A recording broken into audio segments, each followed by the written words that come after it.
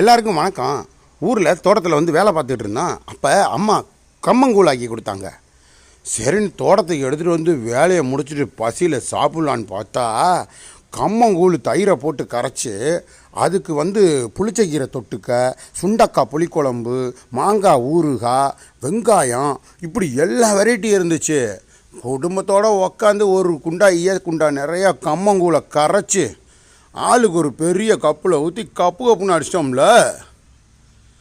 அப்புறம் என்ன, இடையில அப்படியே புளிச்ச கீரை புளிக்குழம்பெல்லாம் தொட்டு நக்கிக்கிட்டே கப்புன்னு குடிக்கிறோம்ல. உங்களுக்கு வேணுமா? ஏங்க, எங்களுக்கே ஒரு சட்டி தாங்க கொண்டு வந்தோம். சும்மா பார்த்து அப்படியே கண்ணு வைக்காதீங்க. உங்களுக்கு வேணும்னா கம்பை வாங்கி இடித்து கூழ் செஞ்சு தயிரை போட்டு கரைச்சி குடிங்க. அட ஆமாங்க, கம்பில் ரொம்ப இரும்பு சத்து இருக்கான். அதோட அடிக்கிற வெயிலுக்கு தயிர் போட்டு குடித்தா அவ்வளோ குளிர்ச்சியாம். நீங்களும் செஞ்சு சாப்பிட்டு பாருங்கள். பாய்.